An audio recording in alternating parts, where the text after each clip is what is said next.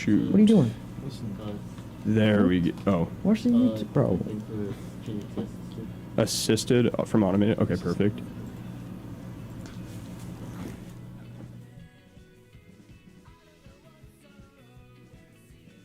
Are we all good to go?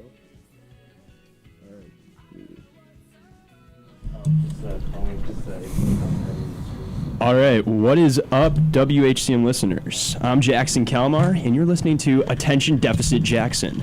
You are listening to the award-winning WHCM 88.3 FM Palatine, Illinois radio station, a broadcast station of Harper College and its Board of Trustees. The thoughts and ideas presented on this show are my own and are not necessarily reflective of the opinions of WHCM, Harper College, or its Board of Trustees, and I would be very worried if it was their opinions. We have our co-host here today, Nick Fink. Yes, sir. I'm here in the house. And we have our very first celebrity guest. Mark, take it away. Yo, what's up, everybody? I'm a very well-known celebrity, so obviously if you guys are listening and you don't know who I am, you've been living under a rock for your entire lives, because I'm everywhere on the internet. I'm everywhere on TV, movies, podcasts, you name it. So it's just time for some self-reflection if you hear the name Mark Harley, and it doesn't instantly bring to mind a man lion with gray hair. So that's on you. Yeah, Sorry, Captain I wish Jack I could take Sparrow. Responsibility. Captain Jack Sparrow, exactly. Oh, yeah. Dollar Store Aquaman, any of those names. Yeah, plug your podcast. I have a podcast, a weekly solo podcast called Haters Will Say, which is now available on the Thick Boy with 3 C's YouTube page. And basically, the starting point is a look at the fitness industry. I give workout tips, diet nutrition tips, quick little recipes. So I give some serious info, and I also make fun of, the frauds in the fitness industry, making up all, sorts of useless BS. I look at funny gym fail videos each week, and I also use fitness kind of as a starting point for mental health and self-improvement. And I look at other stuff like, psychedelics or ways to improve your own mental health outside of just strictly exercise. And, we look at personality archetypes and basically anything that I have an interest in. So the podcast will keep evolving, and you can come along for the ride. That's awesome. I have indeed listened here and there. The Instagram. Nice. So I enjoy it. It's pretty funny. The way you just solo talk to yourself. Dude, that's talent. And honestly, thank you. I appreciate it. The thing about your Prius with the catalytic converter getting stolen, I watched that whole episode. It was hilarious. Yeah. Honestly. Thank you. Yeah, well, I'm glad you got some comedy out of it, because it was devastating at the time. But that's the great thing about podcasts. You can take. Can I ask a question? Like that, and yes. To follow up the Prius, how do you fit in the Prius? Because you're tall and huge. I just want to know do you have to stick your head out the sunroof or? Yeah, it's surprisingly, I am 6'3", probably 240, 250. The Prius is surprisingly spacious, though, I have to say, compared to something like, I've driven, for example, a Nissan Sentra before, and that was just a little bit too small. You're I'm shifting around in the seat as I drive around. The Prius is fine for me, but would I ideally like to have an SUV or something like that? Yeah, is that the most practical car to drive around Los Angeles when gas is $5 a gallon? No. So, I'm fine with my Prius for now. And, when I start making the really big bucks, I'll level up to a Tesla probably. So. Yeah, they're nice. Nice. Yeah. So you live in LA. So do you know my cousin Danny? Mm-hmm. He lives there. That's a really good question. Because people will act like that. They'll do both things. They'll go, hey, exactly. I know this person in LA, and you're like, oh, that person actually lives in Long Beach or, Irvine or some city that is not Los Angeles whatsoever. And even within the boundaries of Los Angeles, people can be very far apart from each other. Venice and Glendale, are in the city limits of Los Angeles. It's just these places are extremely far apart from one another. So that's the other thing people don't realize. It's the scale of LA, you can fit, 8 other major metropolises inside the boundaries of Los Angeles. You could fit Boston, Philadelphia, San Francisco, Manhattan. I remember seeing a map fit all these, major metropolises. So there's just a lot of a lot of space, and people also will visit, don't have that concept of like, hey, I'm coming into LA, and like, oh cool, where are you staying? And it's across town, and you're like, okay, that's going to be a 90-minute rush hour drive. So if you're in my neck of the woods, sure, stop by. But that's hilarious.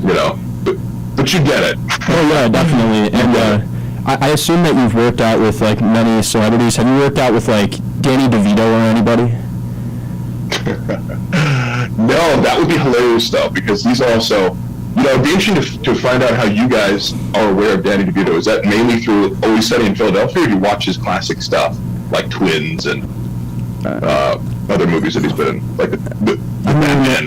We see him in some comedy stuff, but like nothing really crazy. Mostly commercials in our generation. I don't think Nick knows Danny DeVito. I have no idea. Culture. That's funny, yeah. Well, because he was an extremely big name. So I don't know if you guys saw the movie. Is it Batman Returns, where it's the same woman? It's the same movie where Michelle Pfeiffer is Catwoman and Danny DeVito plays Penguin, and he plays it really well. It's like this creepy, dark, Penguin character that he plays. That sort of, it's definitely an iconic role, and he's just perfect for it. And he's in a great comedy with Arnold Schwarzenegger called Twins, where they're like asymmetrical twins, that part of some like science experiment, and they get reunited. Or like they were in the same womb, but like Arnold Schwarzenegger gets all the good genes, and Danny DeVito doesn't, but they are legitimate. It's like a classic buddy comedy of the '90s. But then he came on to. Are you guys aware of Always Sunny in Philadelphia? No, actually not. No. Okay, so this is it's a long-running, must have like 11 seasons or something, ridiculously long, but it's like about this group of friends who run a bar in Philadelphia, and they're all, it's just one of these like shows where all the characters are super self-absorbed. Like the dark comedy comes from the fact that they're all extremely selfish and narcissistic, right? And are just all always making like the worst, most selfish decisions possible. And are super unlikable as human beings, but that leads them, into these comedic situations that are very edgy and dark. Anyway, it was a show on FX where it was like about to be cut, and then Danny DeVito came, and they're like, because the people were unknown. It was just like an actual group of friends who came together to make the show. But the ratings weren't great. People loved it who did watch it, but it was either the second or third season where they were on the chopping block, and somehow Danny DeVito was like, yeah, I'll be in the show. And he because he came aboard, and it was like unlike anything he's ever done, right? It's like, this is like a legit A-list movie star from the 90s. And then he plays this like ridiculous character that, he like essentially is playing like this disgusting, homeless looking, like, just a total odd, like the least flattering character you could ever play. And he just makes himself look like trash all the time, but he's absolutely hilarious in it and like saved the show. So he's kind of a hero to like the generation of people that are watching that. In addition to be like, he was around when I was a kid, but then like this next generation, he's the guy who like saved It's Always Sunny in Philadelphia. Definitely. So we're gonna have to watch it. So that's my roundabout way of saying that's a really funny reference. Danny DeVito. So you used to be a teacher, and there used to be at least like 2 teachers listening. Do you have any advice for them? Yeah. Oh, that's a good one.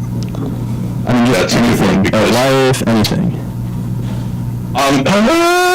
Well, I would just say my personal style of, dealing with kids was to try to relate, and try to see them as individuals and rather than like a taskmaster or somebody who is out there to punish them. I did try to see the best in kids and tried to give them the benefit of the doubt and tried to talk to them in ways that maybe other adults wouldn't, and especially kids who, might normally have a rougher time. So I always tried to be empathetic, and like, even if a kid wasn't great in school, I would try to, because many talented people like aren't great at school specifically, and I'd say myself, like I was good at some things, but like, had I not come across some of these teachers that showed me, I am good at English, it's just I didn't like the stuff that we were studying before, I would just encourage any teacher to try to see the good in even the bad kids, even the kids who you think are bad or misbehaving, especially like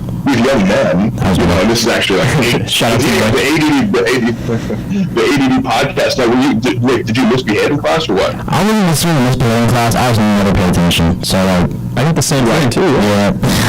I was doing something else where I'd be talking to people and disruptive. That was me. Right, and I would say, so here's one thing where I can hone in on is that teachers will take that personally, right?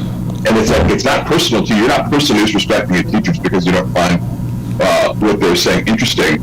And, you know, I've talked to you more about your personal life and ambitions, Jackson, but obviously, these kids who get diagnosed with ADD tend to be more creative, right? Or have other interests outside, you know, strictly academic. So I always would like be aware, because I related to it personally, knowing that, you know, depending on the teacher, I might have a teacher who could see my potential be a subject that I was interested in, but I could easily, like, I could be doing really well in this physics class, and then some much easier class, I'd be labeled as like dumb or disobedient, or the teacher has some issue with me that also like compounds, because then like, if you get off on the bad foot, then they're like always looking out for you to do bad things, and kind of like, you know, that puts both of you on edge. So yeah, I get that. I mean, it's definitely, they always thought that I was probably disrespectful, not paying attention. Yeah. Drawing was a huge thing because I used to be into art when I was younger. So Yeah, I used to.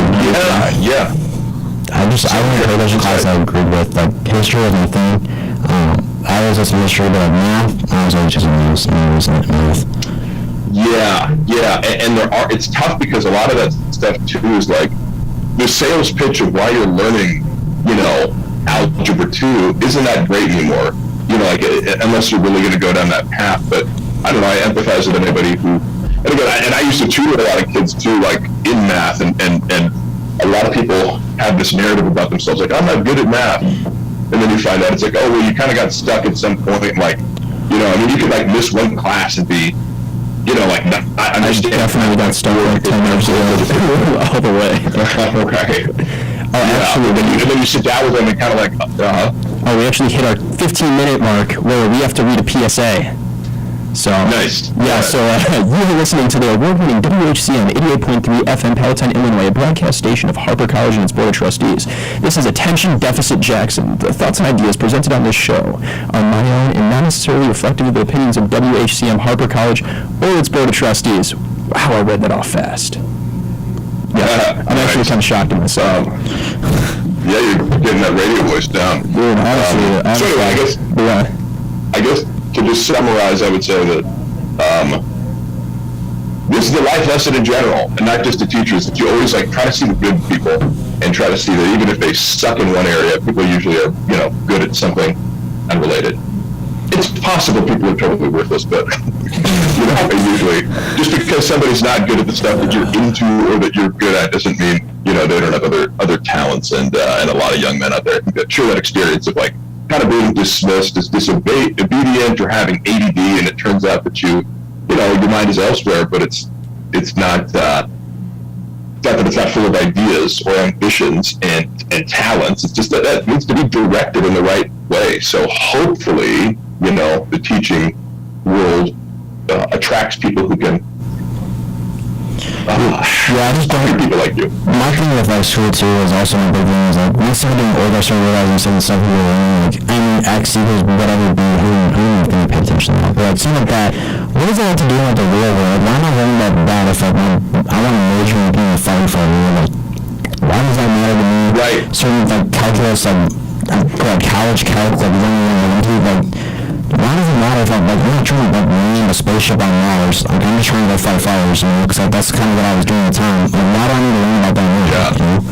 Yeah, I totally agree, and I think you could get to the point, like, especially for guys, I think it'd be cool to like get them on a track to start earning money more. Not to shit on colleges. I think I'm glad from my college experience, but you can imagine like more young men who want to be entrepreneurs, or as you're saying, you have a very specific profession in mind. And I don't think there's anything wrong with like studying that and just, you know, getting money in a vocation as soon as possible. And you will eventually learn other stuff. Like, you know, if you're a curious person, you eventually will come across all these ideas in these books. And if it's relevant to your life, you can learn the skills of algebra, for basic like variable problem solving if you need it, but just most people don't need it. And there's just so many ways to skin a cat as far as like, what are we really teaching in math? Like problem solving skills. And I just think that can be applied in a number of different ways. Yeah, that's what I was talking about. That's awesome. And now it's actually time for our next segment.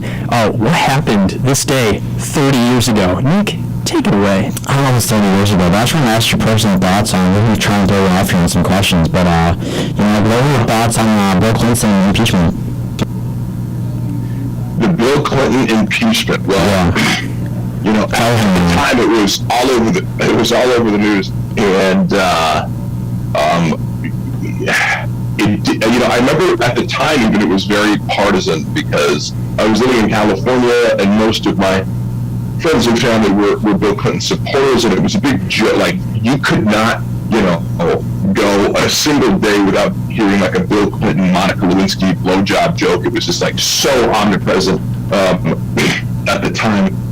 And what's funny is, I'll just say this, having, because at the time you're like, oh, we got a blowjob in the Oval Office, who cares, and he's being impeached over lying about that. It seems so specific in particular, and especially compared to, political scandals that would erupt later. It's like, George W. Bush led us into a war, that filled up with potentially millions of civilians, or at least a million Iraqi civilians, and to include, servicemen in there too. And he wasn't impeached, so it seems so trivial, but really when you learn more about, for example, Bill Clinton, as I did later, I read this Christopher Hitchens book about the Clintons called No One Left to Lie To. They just kind of looked at their corruption and all these allegations of them. And not a book from conservatives attacking Bill Clinton, but this is a book sort of written from the left, is criticizing him for, painting himself as a progressive and then getting into office and being more like a centrist Republican, right? Part of this indictment against Clinton was that he forced himself on a lot of women. So at least Monica Lewinsky was seemingly consensual, even if it took advantage of power dynamic. But, Bill Clinton is quite the prolific sexual assaulter, it would seem, based on the number of allegations that he's had against him. So that's very true. So, is that too hot for the? I mean, it was a little hot, but it's all good. We have it is hot, but no, we have the bypass button for all the bad stuff. But we're all good. But my next thing is, so my friend is joining this frat house, and it's actually haunted. And it's crazy. So, ghost sightings everywhere. Seriously, every single person there has a ghost story. And I was wondering. And has he experienced any ghost sightings? So he hasn't paranormal activity yet, but some of the guys that were trying to recruit him in were just telling him all about it. How they'll hear stomping up steps, in their rooms, and it'll be late at night. Some guy's girlfriend saw the ghost in their mirror and scream, and it was just this girl that wasn't supposed to be there, and it was crazy. This ghost. So, yeah, it's. Are you scared of that stuff? I mean, you're a big dude, but you can't really punch a ghost. Yeah, that's true. Yes, I do. If I could completely dismiss ghosts, then I maybe wouldn't be scared of them. But I've had some interesting, supernatural. Tell us. Occurrences. One time. Okay, the first one I ever had was I was playing Ouija board with a friend of mine and his little sister, and just some weird stuff came out, where me and him would do it and it wouldn't work, but then I'd get on with her, and I wasn't sure if she was manipulating the she was younger, but I'm also she was smart, and it just would spell stuff out. You'd ask what's the spirit in the room, and you'd ask it questions, and it seemingly was answering this thing without me putting any pressure on it. But it wouldn't work with my friend, and we'd ask, when I'd be with the sister, why is that? And it's our hands are too big, allegedly. And weird. I was all right, dude, and so that was just giving me a little curiosity, and then I'm let's put it to the test. Let's prove that, do your math homework, right? Exactly. You're right. There's something the equivalent of all right, if you are who you say you are, write this essay for me. So what we did was I took this hat from the room that we were all in, the bedroom, and I said, I'm going to hide Frosted Snowman, and I put it in like I said, I'm going to go hide it somewhere in the house. And so I took this hat and I went all over the house while the other two people, the brother and sister, were in the room with the door shut. So like I made noise everywhere, like in every room. So you couldn't have like just been like, oh, I could hear in the kitchen. It must be in there. So I go everywhere, like open every cabinet, make noise everywhere, and finally put it in the oven. And then I come back and say, all right, where's the hat? And they immediately spell out oven. And I was like, oh my God! You know, like, they could see it's like, you know, so that was like one thing. And then there was another time when I was in Palm Springs and we were like next to an Indian burial ground. Like, you know, I can say that. Yeah, we were like on the edge of like, you know, we were on this property that this my friend's dad developed. And it was like, you know, behind that wall was an Indian reservation, right? And I was taking pictures of my friend at night against the sliding glass door, which is like, if it's black, because it's black, you know, it's black outside. And in like, we just like, he was blowing smoke rings inside, and I was taking pictures of him trying to capture it. And then the next day we're looking at it, and we're like, oh my God, there's this very clear face of an older Indian man, like a silhouette. And it wasn't just like a straight up Native American? Yes, like no other way to interpret it, not ambiguous. It was like you could pick the guy out of a lineup kind of thing. You know what I mean? Right. So I'm like, let's look at all the possibilities of this. Let's look to see if there's a painting in here. Was the TV on? Could the TV reflect? We like systematically excluded every possibility. So it remains a mystery to this day. But it's like, you still have the picture? Yeah, yes. Facebook, I just have to, you know. But yeah, I'll have to check it out. It wasn't just like, oh, it kind of, you know, it's like, not like, oh, look at that cloud and it looks like a Native American man. It was like, you would be hard pressed to interpret it as anything else but that. It was just, you know, it looked like a picture was like, you know, being reflected in this window. So stuff like that, where I'm like, I had a crazy story like that too. I don't have any good stories. Alright, so mine is, pay attention, and honestly, if there's ghosts in my house, they're probably there, but I don't ever see them. I'm just trying to be homies with them, but no, there was this one time where I wasn't trying to be homies with him. So I do hazardous waste disposal for my dad's company, and I'm in the basement of this, it's like 120-year-old school in South Chicago. So like, there's been a lot of bad things. It's the south side of Chicago. And I'm sorting through like old paint in this boiler room from like the 1800s, and it's the size of like a large like full gymnasium. So like the size of like 3 like basketball courts and like 75-foot ceilings, and there's sub-levels. And like it looks like something out of like just a horror movie. I mean, there's like old brick everywhere, nothing but limestone in this boiler room that's really hot. And this was actually over the summer, and I'm just working and stuff, and I see a person walking up to me, and I see like boots and jeans, like overalls, and I look up, no one's there. And I'm like, okay, whatever, I'm just seeing stuff. So I go out to the truck, get some water, eat some food. I'm like, all right, I'm just gonna go back down. Ghosts don't exist. I'm not afraid of anything. So I'm working again, and all of a sudden, I see from the center level, same thing. The jeans, the boots, everything. I look up, no one's there. And I'm like, I mumble to myself, I'm just seeing stuff. I'm not afraid of any ghost. Right when I say that, this pipe on the wall that's just like hanging up, and it's like attached to a power washer and everything, not near anything that it can make it move. No furnaces, nothing. It just falls off the wall right when I mumble that. I just drop my gloves and I just walk out of this basement. And I mean, I was the only one down there, and this basement was huge. I mean, probably as big as the school. That was freaking me out too. Yeah, so it was kind of crazy. And I like stuff like that too, where it's not like, you know, where it happens once and then you see the same thing. Because I get like, you know, you can have like not a hallucination, but your mind can play a trick on you like once, and then you're like, oh, that wasn't, you know, a human, it was just this plant that like I saw the silhouette of. When you see it twice, and possibly even in different locations, so it's like, I've seen the inanimate I've been to object. some weird places, but that was the only place that gave me like bad vibes. Like I've been in the basement of the Milwaukee, Wisconsin courthouse for one job.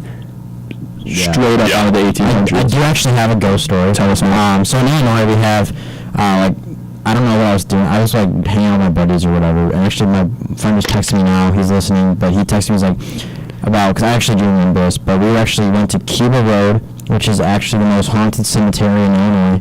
It's actually located in Barrington Hills. It's freaky. It is crazy. Scary at night. Oh my There's gosh. cameras there, like everything, like because there's cameras there to monitor every angle of this road, and it's supposed to be haunted. And at night, it literally is crazy, like dark. Like there's no street lights on this street at all.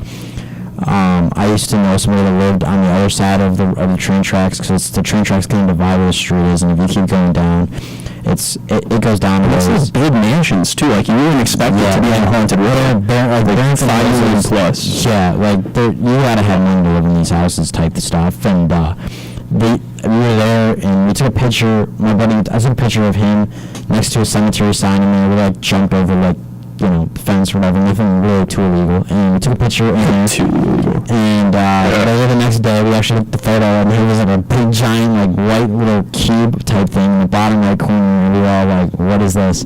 So me and my buddy went back at like 4 a.m. Everybody's sleeping, so me and my buddy were like, let's just go, let's do it. So we went back. Wow, you just said like, hey, let's just go to the cemetery at 4 a.m. Now we already were there at like 2 a.m., but then nobody fell asleep, so we were there at like 4 a.m. again, and we went back there, and there was more, we went to a deer, and a lot of crazy stuff happened. But yeah, there's supposedly a myth there. You take your car and you put it in train tracks, and like you I forgot what it is, but like you actually turn your car off and everything, and you get out of the car after like a certain amount of time, you actually see like footsteps behind the car because they're like pushing you. It's really weird and crazy. Never done it. Yeah, wow. I don't want to do I don't know anybody who has done it. I do not know anybody that has done that, but that's something that I certainly would never do. No. Yeah. I don't want to play with my Like life. saying like Candyman 3 times in the mirror or something like that, or Bloody Mary, whatever those things. I kinda like. can do I that. don't want to do it, but like what? Yeah, actually, for one of the other questions I actually wanted to ask you was also in history right now. We're not really history, more present day, but Russia and Ukraine. As you know, Putin is ex-KGB, whatever. This man is huge. Tom Cruise, pretty Yeah, much. that's a bigger. Like, what are your chances if you guys got put in a cage? Like, do you think you could like take Putin, like in a UFC ring? Like, Yeah, honestly. call up Dana White. Like, Oh yeah, what happened? absolutely. No, I'll start off by saying Vladimir Putin is an impressive intellect, a strategist, a ruthless sociopath who's probably You forgot shirtless horseback rider?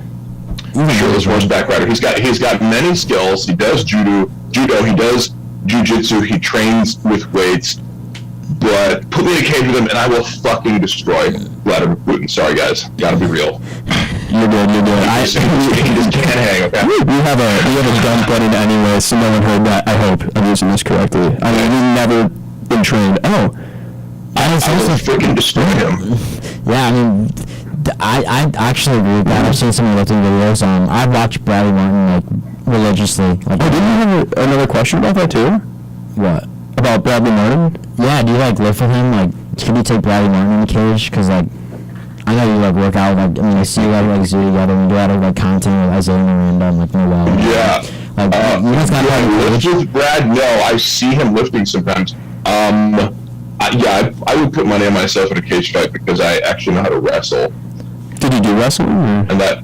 Yeah, I wrestled in high school, so that's to me the great equalizer. I know he's looking for an MMA fight with like another sort of Influencer? person of his influencer. Yeah, although I don't know, like he's being really choosy about it. I mean, Nick is available right now. Yeah, I'm so down. I could take Brad 100%. Yeah, I just think for him personally, you wouldn't be well known enough to Yeah, to yeah, and he has justify some the fight following. that he wants. Yeah, probably like That's like a big event. yeah, I could see that, but he's huge. And honestly, Yeah. if he finds a fight, that'd be Yeah. crazy. 'Cause I don't know anybody that would actually take that fight in wrestling too. I don't see anybody as big as him that would take it too. Besides you. Yeah, that's although I saw him getting he was wrestling some security guard in Vegas who's actually a friend of my friend Chappelle, and the dude like trained MMA for a little bit, and they were just like wrestling in like a hotel hallway, but you can see the dude manhandling Bradley because he knows how to wrestle. So it's like, Oh, yeah, I think that's all security guards are going to do. this one specifically, Wrestling. and I saw him, he actually competed in amateur MMA. Wow. So you have the back, but even just the grappling elements of it, it's like if I can control you, you can't do anything. If I can take Yeah. you down and keep you there, then doesn't even matter if you can strike. It doesn't matter how strong you are. So that's one thing that people tend to underestimate, is that if you have the basics of grappling on your side, even if you are really big and strong, like, it's hard to overcome that. So I always, I'll put money on myself unless we're talking about a real, actual professional trained MMA fighter who's roughly in the light heavyweight, heavyweight class, then it becomes much more difficult. But if you're just like some dude who's strong, we're putting no life savings on you currently right now. Yeah, we're talking about the bank man? Yeah, we're totally done. Also, we hit the 30-minute mark, meaning I have to read the PSA one more time, and then Nick is going to share something about the news. We did zero research about the news, so this is going to be good. So you're currently listening to Attention Deficit Jackson. The thoughts and ideas presented on this show are my own and are not necessarily reflective of the opinions of WHCM, Harper College, or its Board of Trustees. And I would be very worried because they would have pretty much like no attention span whatsoever. So, I don't think they can run a school with that. Nick, tell us about the news, and then I'll talk about the weather forecast. Beautiful gloomy talk about the Ukraine. Nothing really like specifically huge in the news. Other than that, we have the Olympics are going on.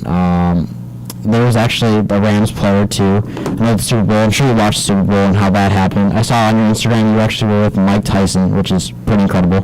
Yes. So. Yeah. So how was that? Like that whole party? It looked awesome. Oh, yeah, that was interesting to go to. Now, I'm not somebody who's going to seek out a party like a thing like that on my own. I went with Brendan. He asked me to accompany him because he really didn't know what it was going to be either. But again, if you had just invited me just to go hang out there, it probably wouldn't have been my cup of tea, because I like watching sports events, from the privacy of my own home and paying attention to it, and maybe getting together with a few friends. But it was really cool. I didn't really talk to Mike Tyson. He was getting approached by everybody, and he seemed to be the focal point of attention. And he also just seemed like, obviously, he's kind of scatterbrained. And did he ask you for your autograph? I could sense he was about to, so okay. I just went ahead and signed one for him. I said, hey, you don't even have to ask, dude. Just give it to his friends. Be like, can you pass this to Mike for me? Yeah, hey, I stopped looking my way. I don't want to make this awkward, but he wants it, and I can give it to him. So here you go. But aside from that, I was very excited to meet Daniel Cormier. Are you guys familiar with him, the former UFC light heavyweight and heavyweight champion? If he hasn't fought for a little bit, but he also is commentating now for the UFC. Just a really great, nice guy. He was really cool to talk to. And another guy, Yuri Prohaska, who's a fighter from the Czech Republic, this kickboxer who's been working his way up the ranks, got a really exciting fighting style, and he's going to be fighting for the light heavyweight title in May. It was cool to talk to. So I'd say, out of everything, meeting those two guys was really cool. And also a retired NFL player by the name of Brandon Marshall. He was really cool to meet. And wow. Brandon Marshall. So he was a and he's a former receiver, and it's just funny meeting these dudes because he's 6'5", and I'd be shocked if he was under 260 pounds, and it's I'm a big guy, but it's this dude dwarfs me, and he's a receiver. It's just that's cool. Just goes to show you how insane some of these athletes are, just because he's also insanely fast, obviously too. So, but he was a super nice guy, and overall great time. Wow, that's actually crazy incredible. I'm really I was actually just really cool to see that. But I thought it was also questions about that. What were your take on that game? I don't know who you were rooting for, but I was more looking to see Joe Burrow to the title. I think that would have been cool to see. But I was curious who you were rooting for that game. Yeah, I was rooting for the Rams just because we're in LA. I was at a LA event. The Super Bowl is being held in LA, so it was cool to see them win. And also, I didn't realize they only had one other Super Bowl. And I remember around that time, it was they had this quarterback, Kurt Warner, who was this guy who had gone to the Canadian Football League and came back, and he had this really interesting career, being an older quarterback and kind of coming back, and he had this magical season where this dude came out of nowhere, and it was just he's a super short quarterback who was just throwing super long touchdowns. So it was a really exciting season of high scoring offense for the Rams. I believe it was like in 99 or 2000, somewhere around there. But that was, apparently their only other Super Bowl title. So that's kind of cool. But overall, it was a great game. I mean, it came down to the last crazy 90 seconds, right? Yeah, and also the coolest halftime show. Because everybody my age, like, there's this meme going around where it's like, oh, it's so cool they finally did a halftime show for the young people, unlike the, wait a second, we're the old people now, right? Nah, so that was awesome, honestly. Okay, cool. Because it's all songs from, like, when I was in college, That's cool. Roughly. Yeah, 50 Cent hanging down from the thing like he was Spider-Man was pretty cool. Actually, so that song came out. Yeah, we watched him. He actually did a muscle up to get on that bar, while Snoop and Dr. Dre were performing. The man literally did a muscle up on there, and I thought it was crazy. Just a really hard worker, and it's interesting, seeing how he operates versus the persona that he projects of partying and having fun, but it's that's really not the lifestyle he lives at all. Him and Bradley on the cage, I'd put money on 50 Cent, 100%. I think that'd be a good fight for Bradley. Poor Bradley, he's really, he's in a cage in all of these. Yikes. Right. Oh, actually, so we just hit the 45-minute mark. And I was supposed to remind everybody, you're listening to 88.3 FM, Attention Deficit Jackson. I'm Jackson Kalmar. We got Nick Fink over here. And we have our very first celebrity guest host, Mark Harley. So, yeah. The most famous person you've ever had on, right? Honestly, so this is our third episode. So our career just started. It's just starting now. My statement stands. For right now, I'm number one. You are number one. You'll always be number one. You're the first one, and we've had crazy talks about this stuff. Talk about everything from school, sports, and everything. This is really cool. So, honestly, I think making time for this. Honestly, the very first time we had. I think we only had 3 bullet points, and we just talked off the cuff. Yeah, it was awesome. So we're ready to be the most famous people that you have on yours, anyways. So. Yeah, I like that. And if you guys keep doing this, I'll have you back on. I'll have you on my podcast, especially if you ever come to LA. Oh, definitely. We would so be down for that. Let's do this thing. So now, Nick, do you do comedy too, Nick? I do not. So I actually just got invited from Jackson, so I really don't do anything outside of that. But I'm more focusing on my school right now and that kind of stuff. So. But Nick is still hilarious, on air. Honestly. Yeah, I've just said anything. Yeah, I have thought about it. Yeah. It's still. Just curious. Yeah. No, I'm really into it. But. So, real question is, have you guys ever had a charcuterie board? Yes. I had one for the first time the other day. It's cheese, meat, crackers. Oh, okay, yes, I have. It's good. Yeah. Those are really seriously. It's too small. They're Ritz crackers are not even they're the size of $50 coins. They're small. Yeah. I appreciate the art of putting together a nice looking charcuterie board. I follow this girl on Instagram who always puts together these amazing charcuterie boards, and I'm sure they taste great too, but obviously the presentation is everything, and it's just something I look at and I go, I know I would never be compelled in my entire life to sit down and make an arrangement like this, with the sort of aesthetic of the whole thing as the primary consideration. But I appreciate that people go to the lengths to make them and make a party look nice. And I'll definitely eat the entire thing, but I will never make a charcuterie board in my life. Yeah, I don't have the discipline to put that together. I'd eat every single ingredient on that board before I couldn't even make one. Yeah, honestly, why do I need to put it on a board before I eat it? Yeah, honestly. Yeah, I just want to eat it, straight up. I'm not sure. Yeah. So, Nick, if I give you $1,000 today, what would you do with it? $1,000. $1,000. I don't know. I like to probably travel. Okay. I don't know where I'd go though, but I'd probably go visit somewhere that I haven't been.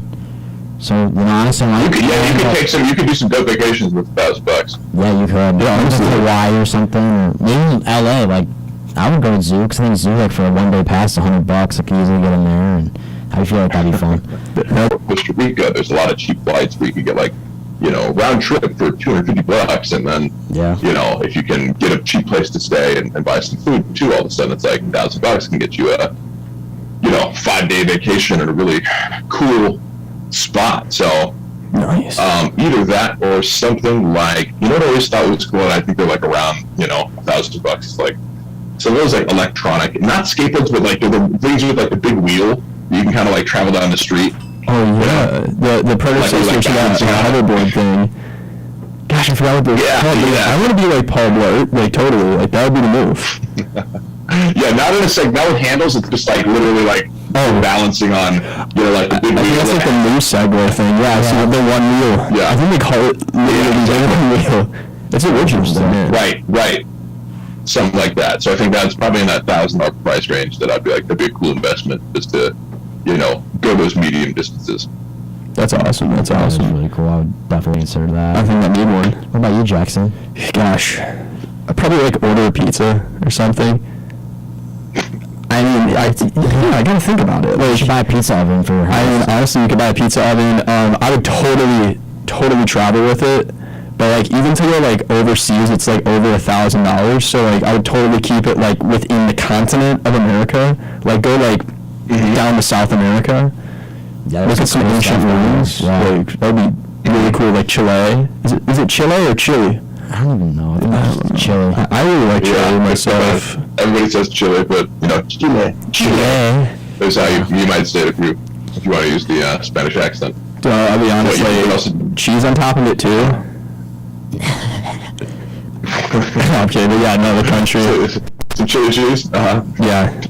No, but yeah, totally down for that. I don't know what else. Well, I'm actually Hispanic, so I could help out a little bit with what food is in Mexico to an extent. So I'm not pay for your trip. But I'm not paying for your trip. Oh, thanks, man. I'm sorry. Yeah, dude, once you get down into Mexico, like you could subsist on tacos for a few bucks a day. So yeah. that's the real issue. Is like Street getting food. there. Then if you just want to buy street food in most places in Mexico, unless you're going to the restaurants to kind of like cater to people from America, then the prices are more jacked up. But if you're just getting street food, it's super cheap. Well, I'm sure it is. That's awesome. I Yeah. love tacos. I can eat those all day. Actually, around here they have this thing Tuesdays and Thursdays. This place called El Barrio. We're not sponsored by them, but we're saying anyway. Yeah, we're not allowed to be sponsored. But like, if So your interest is genuine. yeah, so literally this place is amazing. They have $5 tacos. You get 3 tacos and a drink. What day is it? It's not Tuesday. It's not. It's thing. And that's our reminder. Yeah, it's not Tuesday. We need our official "Is it Tuesday?" check. We have Nick Fink here to verify It is not if it is Tuesday. Tuesday. Oh, you just cut me off like that. Oof. That's funny. I guess it's not Tuesday. It is not. But yeah, Taco Tuesday is amazing. Man. That's $5 for 3 tacos and a soda. It's crazy good. I need that. I did that. Yeah, that is a really good deal. Tuesdays and Thursdays now. They say it's Thursdays, even though it's like should just be Tuesday. All of my post-workout meals right now, it's literally tacos, and I just like eat like a lot of refried beans just for protein. Yeah, I'm sure you're. Yeah, so better. I think Thanks, man. if it's cheap for you, then I think it's probably good No, I need a really working program. Oh, I definitely. need a bulking program, honestly. Yeah, that's what I've been doing for like Well, 4 months. Part of it is like is you change your body with food. No, Gotta be foods that you enjoy eating. I used to work in a music Great. company. That was my place. They closed down actually, where I used to work. But I would go there, and before I got there, I'd have a meal. When I was working, I'd have a meal, and then I'd take a meal home after I was done working. That was my thing. I loved working there just Oh, for the that's meals. beautiful. It was beautiful perks. But yeah, Yeah. so they closed down and I don't work there anymore. So Oh yeah, that's rough because that adds up over the course of a month. It's like you're probably getting hundreds of dollars. Oh yeah. I gotta put my business. That's what I would do if I worked there, honestly. Yeah. It's not adding up. Like we should be turning a profit, but wait a second. Yeah, how's this one guy? 8 meals a day. Yeah, for real. I put my business yourself to compare the rent. You just keep showing up in like a different shirt. I love you there. Yeah, I used to work. Okay. So like my bosses there, they all love me. They're all working different areas, but yeah, that's probably the reason why they closed. But no, it wasn't. Their rent actually almost more than doubled, so they couldn't afford it to be there. But Oh, that's rough. yeah, Some more. Just out of nowhere, huh? yeah. I guess Yeah. like the guy raised it from like $2,000 to $10,000, so can't really pay that.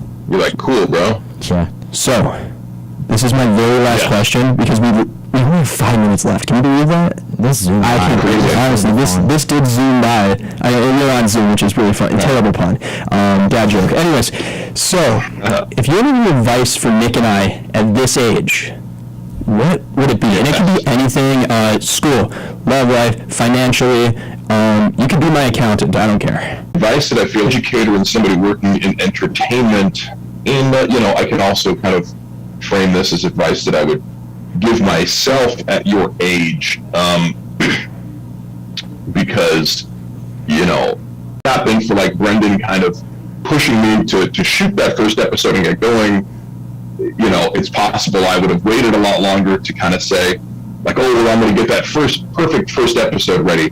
And that prevents a lot of people from getting started and taking the necessary steps to really develop people, even if you're doing something privately, like, you know, learning a new language. It can just be uncomfortable and awkward to stumble through something, but know that, like, competence feels good, and competence